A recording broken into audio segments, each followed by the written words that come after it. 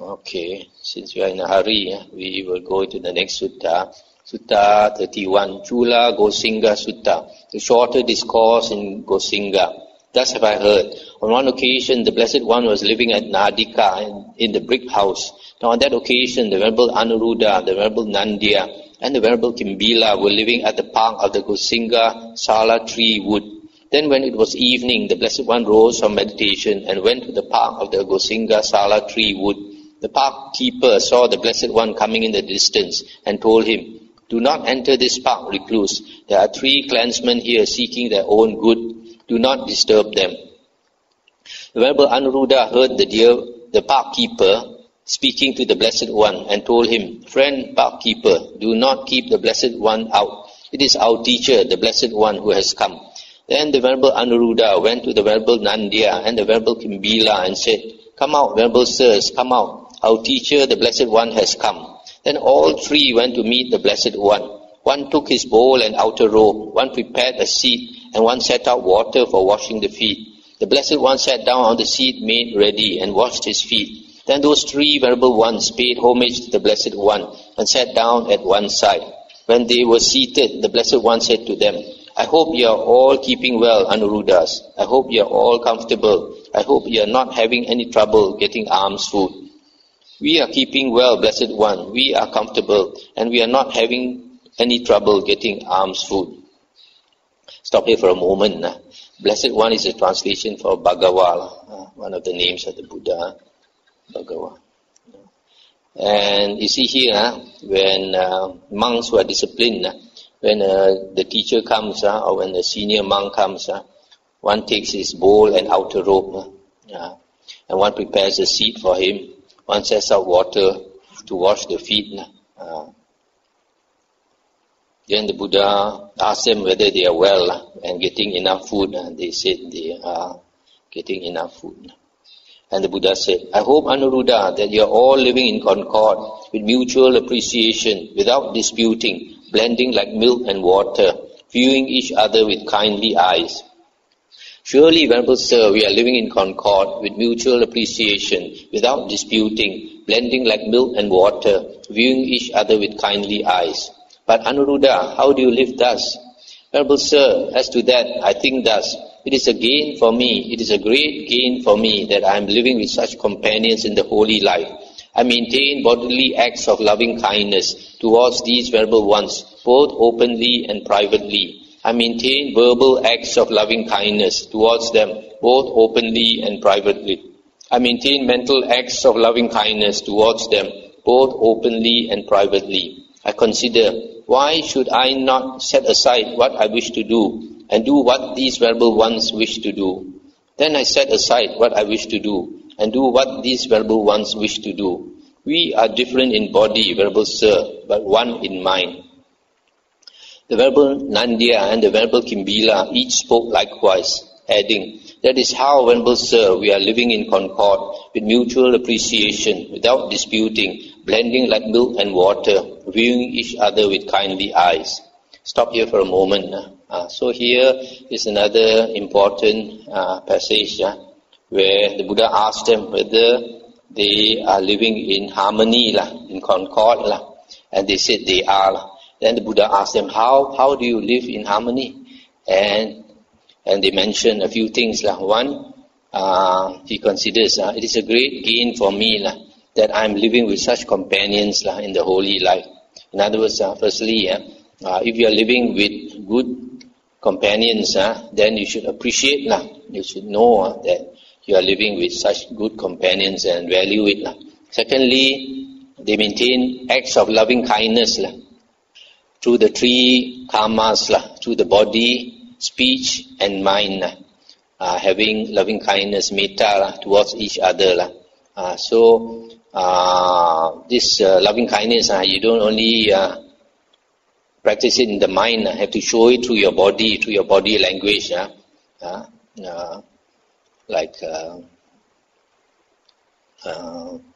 Sometimes you pat somebody on the back or something.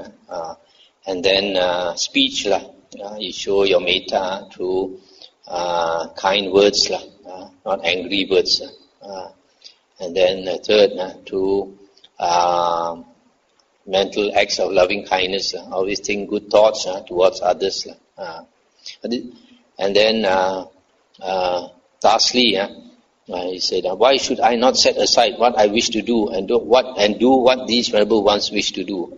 Instead of always wanting to have it your way, if you appreciate those your companions who are with you, then you set aside your own ideas and do what others want to do, or do at least what the majority wants to do, or do what the teacher wants to do. So a lot of conflict arise, not only in monasteries but even at home, because you don't practice these things. Firstly, whether you are in a monastery or at home, you should appreciate those people you stay with.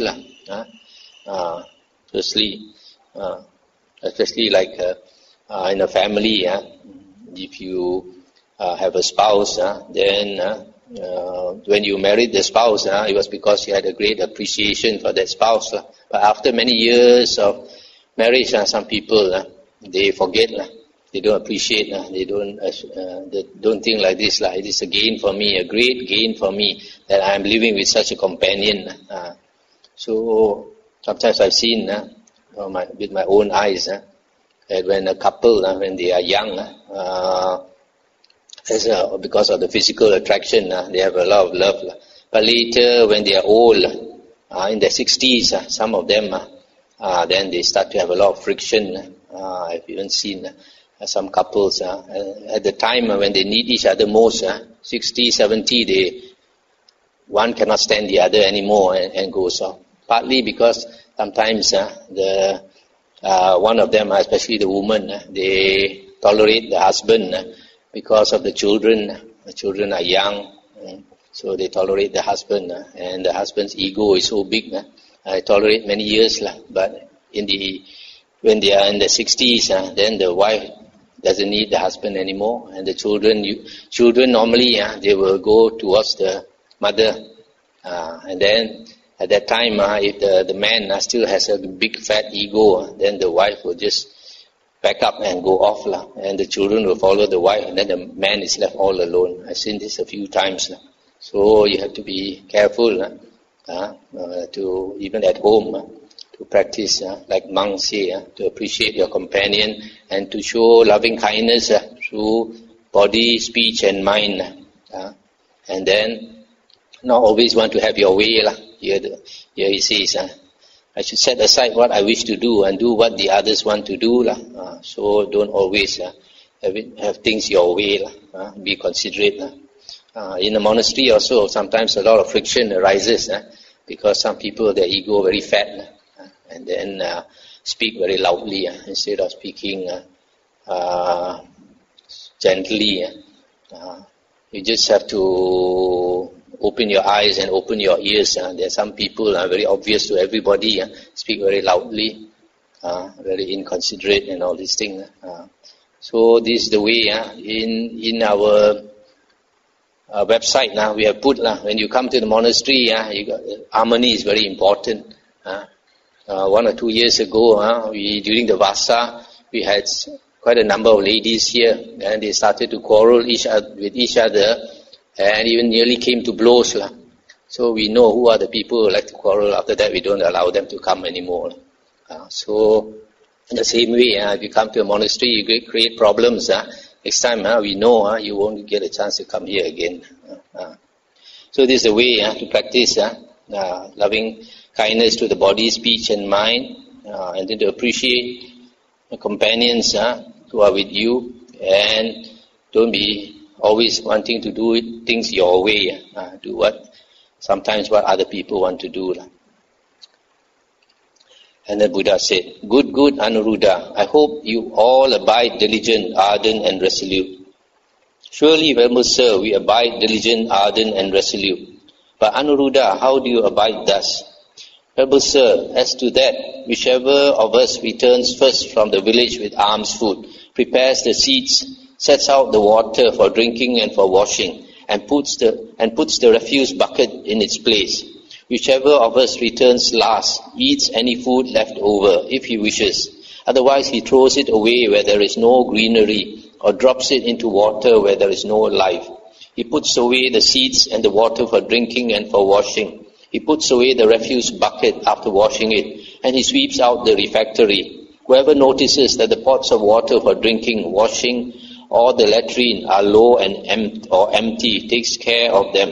If they are too heavy for him, he calls someone else by a signal of the hand, and they move it by joining hands. But because of this, they do not break out into speech. But every 5 days we sit together all night discussing the Dhamma. That is how we abide diligent, ardent and resolute. I'll stop here for a moment. So the Buddha is asking them, are they diligent? And they say yes. And the Buddha asks them to explain how they abide diligent. And then they say, when in the morning they go for Pindapata, and then they come back, whoever comes back first will prepare the seats for everybody else. Set out the water for drinking and for washing the feet, and put the refuse bucket in place. And then, of course, he will eat his food. And if there's leftover, sometimes the monk will leave the leftover there. Then whoever comes back later, if he wants, he can take the leftover food. Otherwise, he throws it away. But here it mentions he throws it where there is no greenery, or drops it into water where there is no light. Why? Because in the monk's precepts, it is stated that we should not throw food over plants and all that, because plants are the abodes of unseen beings, fairies reside in plants. So if you throw oily food on the plant, they get annoyed, dirtying their home. And then also if there's some water, pond or something with some life form, if you throw too oily food into the water, some of the life there, the fish or what, may die. But if they don't die, it's okay. But if if they might die, then you should not. So whoever eats last, he puts away the seeds for drinking and for washing. Put away the refuse bucket, sweep out the eating place. And anytime they see when the water for drinking or washing is not enough, or the toilet, then they will fill it up. If it's too heavy, he signals somebody else to help, but they don't talk. They only talk once in 5 days, when they sit down at night discussing the Dhamma the whole night. So you see these monks, they don't have the sloth and topper, they can discuss Dhamma the whole night. So when we stay together in the monastery also, we try to practice this, because there are certain things, you walk around, you see if the rubbish bin is full or something, you can take it out, tie it up, put it one side, so that when it's time for throwing, somebody will throw it, then put the new this dustbin plastic bag, and then sometimes you see the towel falls down, you put it back in its place. Whatever needs to be done. Sometimes the toilet doesn't have toilet paper, should go and change. Put the new toilet paper in there. If there's no soap, you put. If you don't have soap or detergent or anything, you tell me. Then you take it from the store and put it in the proper place. And the Buddha continued, Good, Anuruddha. But while you abide thus diligent, ardent and resolute, have you attained any superhuman state, a distinction in knowledge and vision worthy of the noble ones, a comfortable abiding? Why not, Venerable Sir? Here, Venerable Sir, whenever we want, secluded from sensual pleasures, secluded from unwholesome states, we enter upon and abide in the first jhana. Venerable Sir, this is a superhuman state, a distinction in knowledge and vision worthy of the noble ones, a comfortable abiding which we have attained while abiding diligent, ardent and resolute.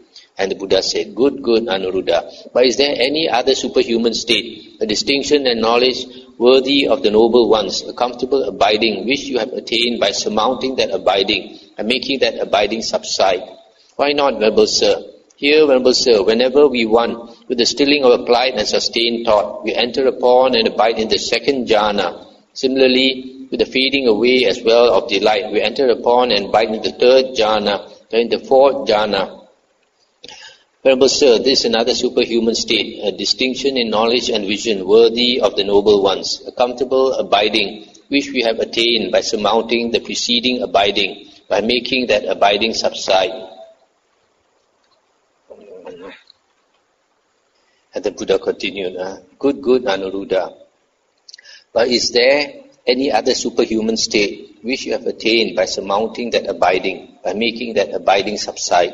Why not, Venerable Sir? Here, Venerable Sir, whenever we want, with the complete surmounting of perceptions of form, with the disappearance of perceptions of sensory impact, with non-attention to perceptions of diversity, aware that space is infinite, we enter upon and abide in the base of infinite space. Venerable Sir, this is another superhuman state, which we have attained by surmounting the preceding abiding, by making that abiding subside. Good, Anuruddha. But is there any other superhuman state which you have attained by surmounting that abiding?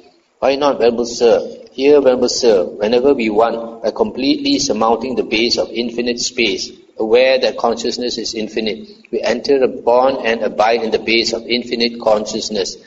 Similarly, in the base of nothingness, in the base of neither perception nor non-perception. Venerable Sir, this is another superhuman state which we have attained by surmounting the preceding abiding. Good, Anuruddha. But is there any other superhuman state, a distinction in knowledge and vision worthy of the noble ones, a comfortable abiding which you have attained by surmounting that abiding, by making that abiding subside? Why not, Venerable Sir? Here, Venerable Sir, whenever we want, by completely surmounting the base of neither perception nor non-perception, we enter upon and abide in the cessation of perception and feeling, and our taints are destroyed by our seeing with wisdom. Venerable Sir, this is another superhuman state, a distinction in knowledge and vision worthy of the noble ones, a comfortable abiding, which we have attained by surmounting the preceding abiding, by making that abiding subside. And Venerable Sir, we do not see any other comfortable abiding higher and more sublime than this one. Good, Anuruddha. There is no other comfortable abiding higher and more sublime than that one. I stop here for a moment. So here you see, when the Buddha asked Venerable Anuruddha, have you attained any superhuman state? This superhuman state should be Uttari Manusa Dhamma. Uttari Manusa Dhamma, higher than human states. Uttari Manusa Dhamma, here is a superhuman state, a supernormal state. A distinction in knowledge, in a distinction in knowledge and vision, worthy of the noble ones, Aryans. And then, after the Buddha asked this question, the Venerable Anuruddha replied, yes, he has attained the four jhanas and the four arupas, and the cessation of perception and feeling. You see here, they never talk about the jhanas mentioned in Vipassana meditation. Vipassana meditation always talk about the jhanas, the 16 jhanas and all that. You find never mentioned. The Buddha always talks about Aryan stages in terms of the jhanas. The four jhanas, the four arupas, and cessation of perception and feeling. Which leads to arahanthood. When a person attains that cessation of perception and feeling and comes out of it, his taints are destroyed by seeing with wisdom, attaining arahanthood. And then there's no higher state than that. So be very clear, when the Buddha talks about Aryan stages, he's not talking about insight. He's talking about these jhanas only that leads to the various stages of path and fruit. Then when the Blessed One had instructed, urged, roused and encouraged the Venerable Anuruddha, the Venerable Nandya and the Venerable Kimbila with a talk on the Dhamma, he rose from his seat and departed.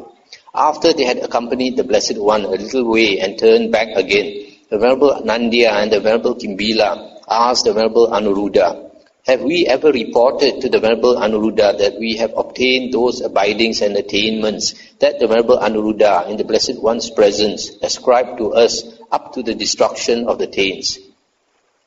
And he said, the Venerable Ones have never reported to me that they have obtained those abidings and attainments. Yet, by encompassing the Venerable One's minds with my own mind, I know that they have obtained those abidings and attainments. And deities have also reported to me, these Venerable Ones have obtained those abidings and attainments. Then I declared it when directly questioned by the Blessed One. Stop here for a moment.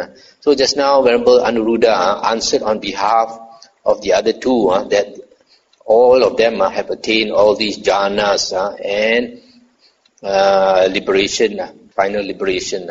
So they said, how come we have never told you that we have attained all these states? How come you know? Then Venerable Anuruddha said, by reading your mind. And the other way is these devas or devis have told him. Then the spirit Diga Parajana went to the Blessed One. After paying homage to the Blessed One, this spirit must be a deva. After paying homage to the Blessed One, he stood at one side and said, it is a gain for the Bhajans, Venerable Sir, a great gain for the Bhajan people that the Tathagata, Arahan Sama Sambuddha dwells among them, and that these three clansmen, the Venerable Anuruddha, Venerable Nandya, and Venerable Kimbila, on hearing the exclamation of the spirit Diga Parajana, the earth gods exclaim, it is a gain for the Vajans, a great gain for the Vajan people, that the Tathagata, Arahan, Sama Sambuddha dwells among them, and these three clansmen, the Venerable Anuruddha, Venerable Nandya, and Venerable Kimbila. On hearing the exclamation of the earth gods, the gods of the heaven of the four great kings shouted also, it is a gain for the Vajans, etc. And the gods of the heaven of the 33, the Yama gods, the gods of the Tusita heaven, the gods who delight in creating, the gods who wield power over others' creations, the gods of Brahma's retinue, all exclaim, it is a gain for the Vajans, a great gain for the Vajan people, that the Tathagata, Arahan, Sama Sambuddha dwells among them, and that these three clansmen, the Venerable Anuruddha, Venerable Nandya, and the Venerable Kimbila. Thus, at that instant, at that moment, those venerable ones were known as far as the Brahma world.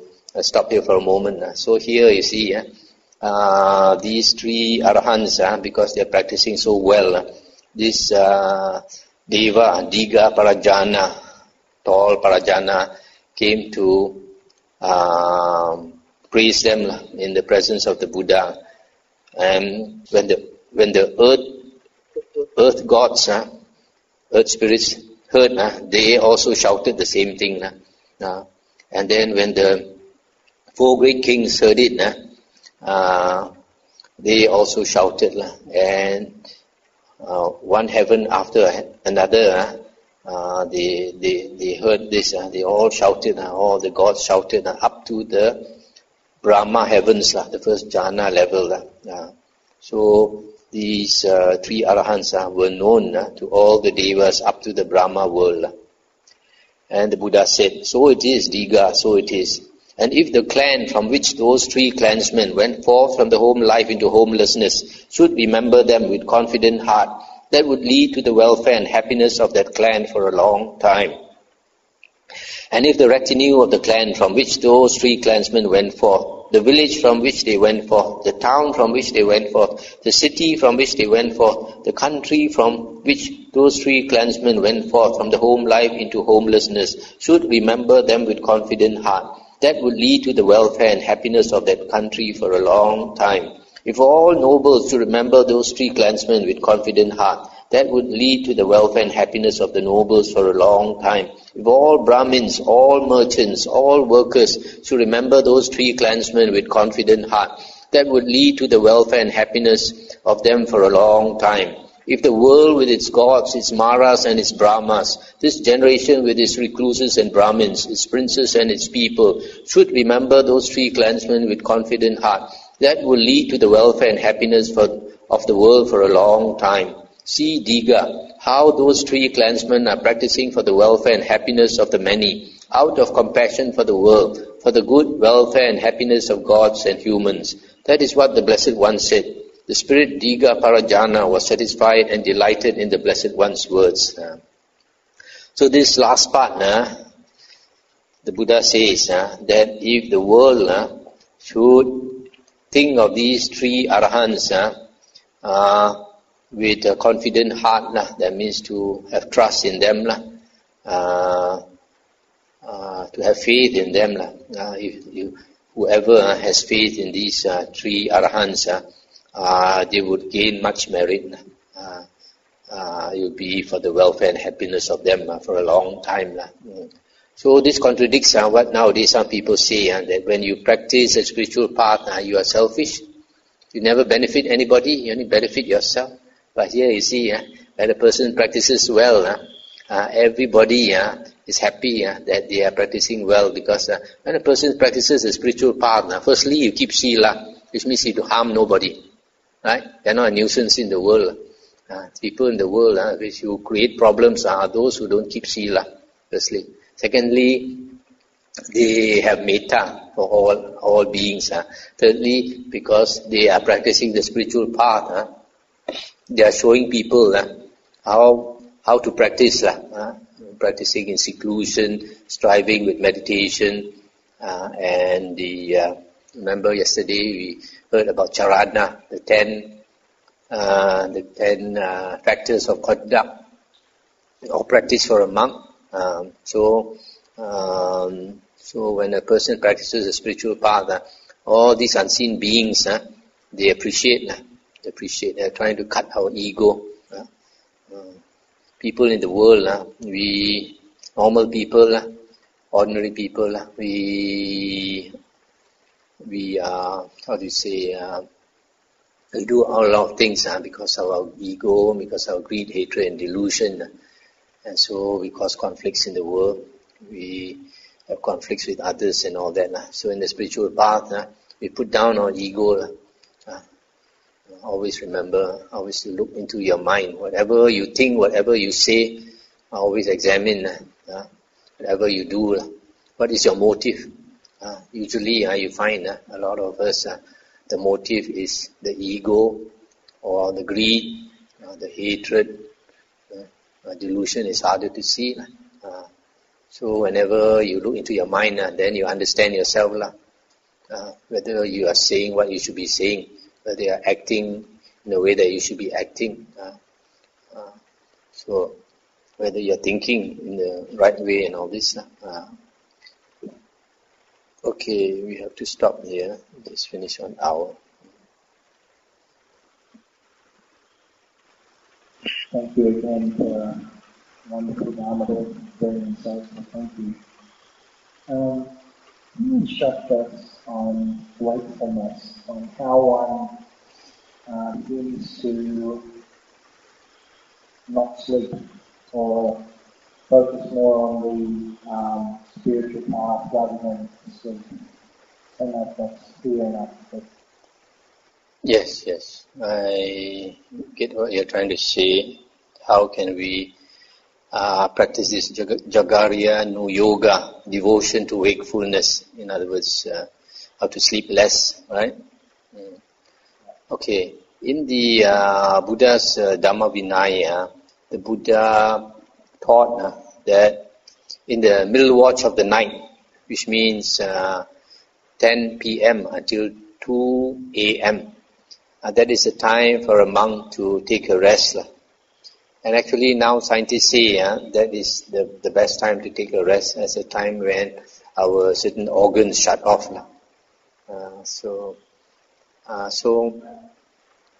this 4 hours, a person on the spiritual path takes a rest. But even these 4 hours in the Buddha's discipline, the Aryan discipline, the Buddha tells the monks to try not to fall asleep even during the 4 hours of rest. So those who can do it, they lie down to rest. They rest the body, but they keep the mind awake by, for example, doing the chanting, like the Buddha taught the first meditation, 32 parts of the body, head, hair, body hair, nails, teeth, skin, and all that. So they keep chanting. But for beginners, that is impossible. You need to fall asleep. Otherwise, you'll be groggy the next day.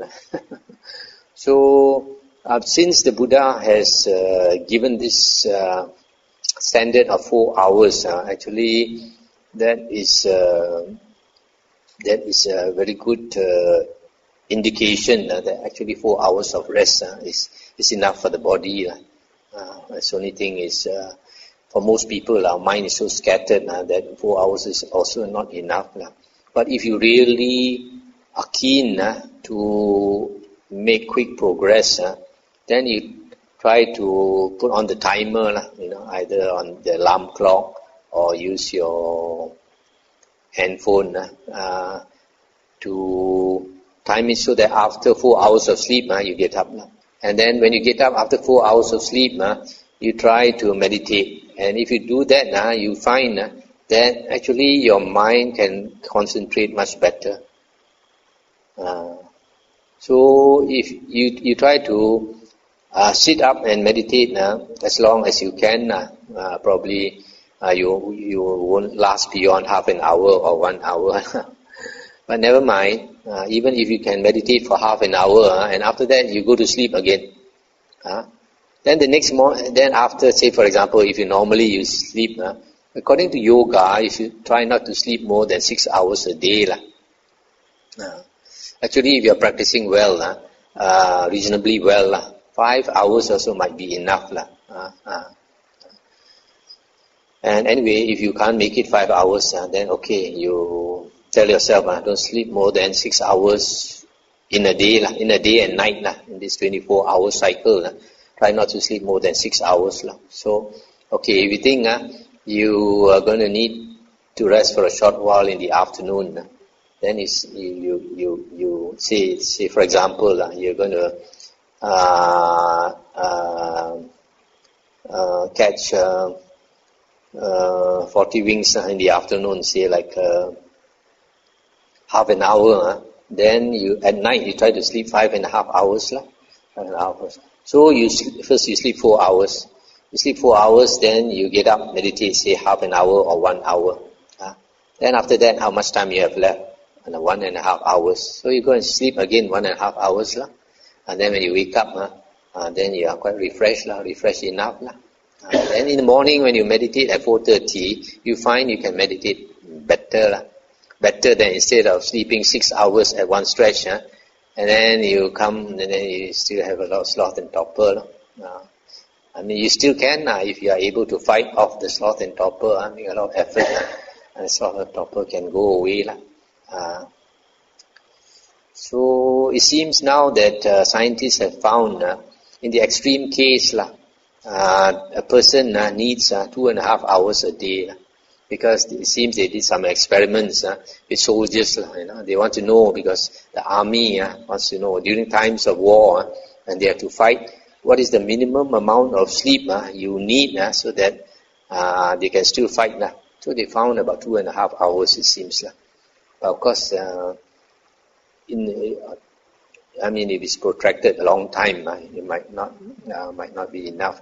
But so since 2.5 hours is the very minimum, so if you sleep 4 hours, then you get up and meditate, you find you can do it slowly. You can reduce to 3 hours.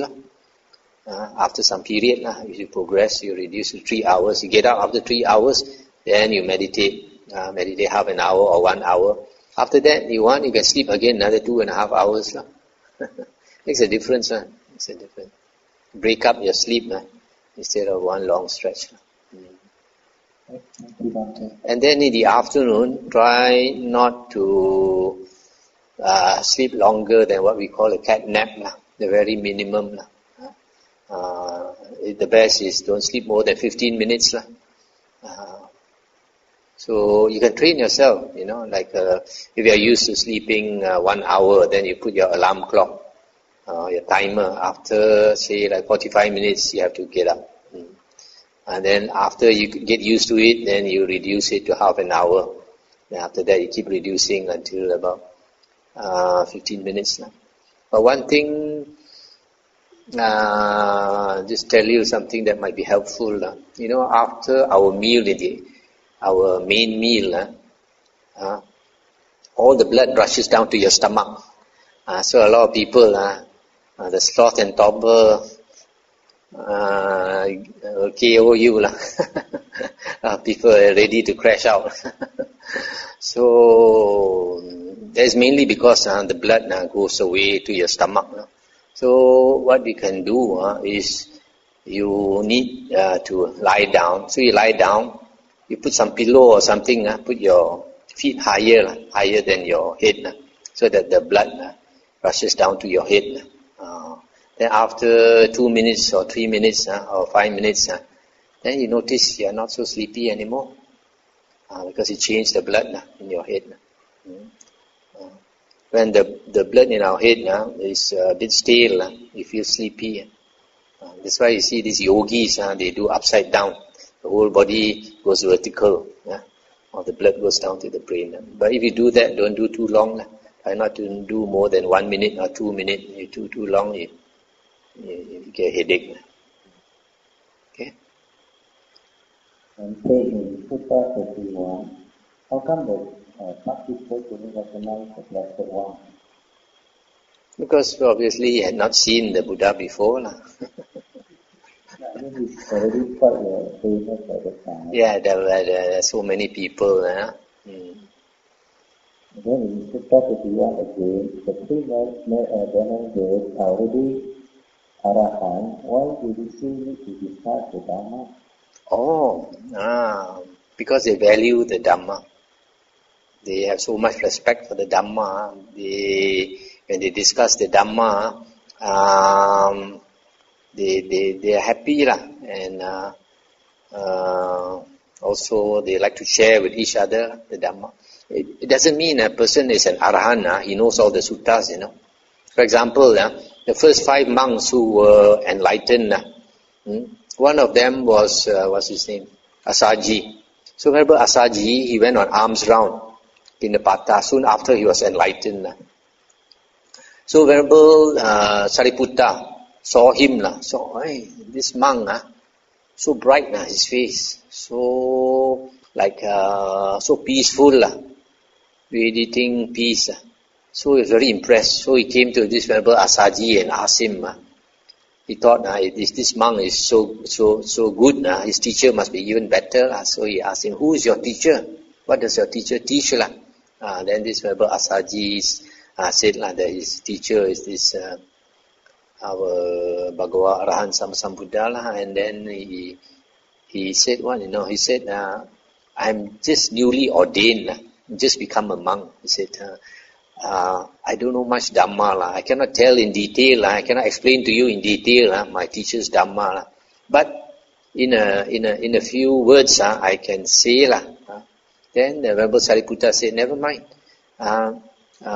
You explain to me, whether short or long, it's okay. Then he explained all dhammas arise to conditions and all dhammas cease to conditions. In other words, everything in the world arises to conditions and cease to conditions. And just hearing this, Venerable Sariputta, because his mind probably was very clear, he understood and attained stream entry. So the point I'm trying to make here is, see this Venerable Asaji, already liberated, already an Arahant, but he had heard very few suttas. Because the Buddha, in a matter of a few days or a few weeks, taught them a few suttas, and they became enlightened. They became enlightened because their mind was very clear. If a person has attained 4 jhanas, the mind is very clear. Very often we find in the suttas and the Vinaya books, the Buddha speaks only one sutta. They listen to sometimes only one sutta and they become enlightened. So after they have become enlightened, it doesn't mean they know everything, A lot of suttas they don't know. So when they sit together, they discuss and they get to know more. Anyway, out of these 3 Arahants, 2 of them are only newly enlightened. Probably remember Anuruddha was enlightened earlier. The other 2 was just enlightened only. Like to refer to Sutta number 29, where the Buddha talked about the concentration. Yeah. Even though a mind who has attained concentration in the Sutta 29, which earlier Bhante has mentioned, this would be the jhana. So, and this Sutta was spoken shortly after Devadatta left the original Sangha. And Devadatta, as we all know, that he could attain 8 jhana. So it's a bit confusing. If he should attain the 8 jhana, that means he has done away with most of the hindrances. Yes. And he has so much greed and greed for fame and he has even great review for the Buddha. So I was wondering whether he has fallen away later and he has lost his jhana or what? Yes, firstly, he had this obstruction of this conceit. He was a very conceited person and ambitious. So after he became famous, because he had psychic power, then he wanted to take over the Buddha's place. He asked the Buddha to step down and allow him to become the leader of the Sangha. And the Buddha scolded him in front of all the monks and likened him to spittle, saying that you are just like what people spit away, and you dare to say you want to become the leader of the Sangha. And because of that, he had a lot of hatred for the Buddha, putting him down in front of everybody, likening him to spittle. So after that, he planned to kill the Buddha. The moment he had this intention to kill this Buddha, the Buddha, I think all his psychic power fell away. He fell out of jhana. His mind was very disturbed already, agitated. He was planning how to kill the Buddha. With such a mind, how can a person attain the jhanas? So he would have lost all his jhanas. And later he fell into hell. So you see, when the Buddha says that when a person attains jhana, the hindrances fall off. Sensual desire, ill will, sloth and torpor, restlessness and worry and doubt fall away. But that is generally true for most people. But in the case of Devadatta, because of his ego, because of the mana, conceit, he had this ill will for the Buddha. Once the ill will came to the point where he wanted to kill the Buddha, the ill will was very strong. So that is a hindrance. So he must have fallen out of jhana and lost all his psychic power.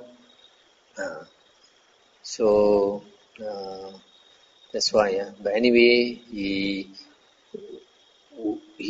is the only one that having attained psychic power went off the deviant way.